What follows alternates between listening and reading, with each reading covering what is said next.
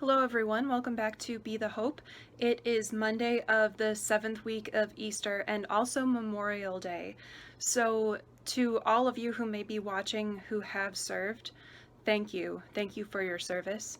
But for the rest of us, I pray that we have all made some time today to pray and to thank God for the gift of freedom and to thank all of those who have given the ultimate sacrifice for being willing to give such a sacrifice for our freedom.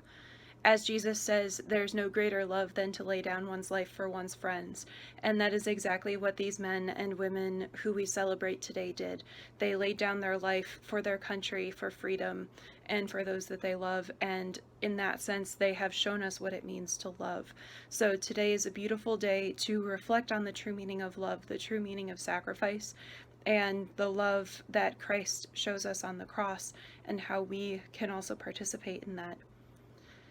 Jesus doesn't say in today's gospel the line about laying down our life for our friends, but what he does say in today's gospel also really applies to our celebration today. He says, "In this world you will have trouble, but take heart, I have conquered the world." Being Memorial Day, many of us might be thinking about war quite a bit today. We might be reflecting on what those people who have given the ultimate sacrifice might have encountered in the war zone, the battles that they fought, and the purpose for which they were fighting those battles.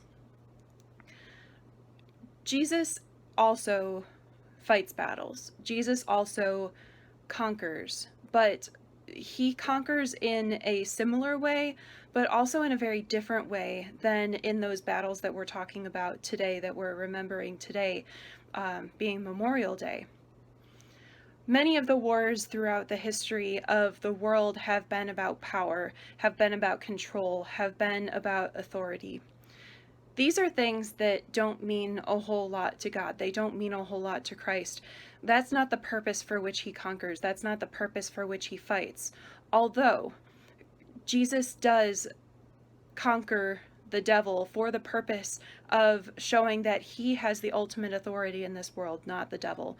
Jesus does take up battle with the devil in order to show us that he has power greater than any that the enemy will show us in our lives. Jesus does fight battles in order to establish his kingly authority in our hearts and in our world. But ultimately, the battles are not fought in quite the same way. While the battles that the men and women who died in the service of their country fought, while those battles were fought using guns and knives and all other sorts of violence, ultimately, those men and women fought in a very different way than Christ fights battles today and the way he fought battles on the cross. We know that the way Christ fights battles is through love and sacrifice. And again, these men and women who gave up their lives for the sake of their country, they did pay that ultimate sacrifice, very similar to the sacrifice that Christ paid. But ultimately, the battle is won in a very different way. All of the battles that Jesus fights are all about love. He fights them for love and with love. How can we see him fighting these battles in our lives today? I think many of us would say that we fight constant battles in our lives, whether it be battles with our own selves in our own mind, whether it be battles with each other, even those that we love the most, whether it be battles with the world and with society, or battles with the devil. Ultimately, the devil is behind all of these battles, correct?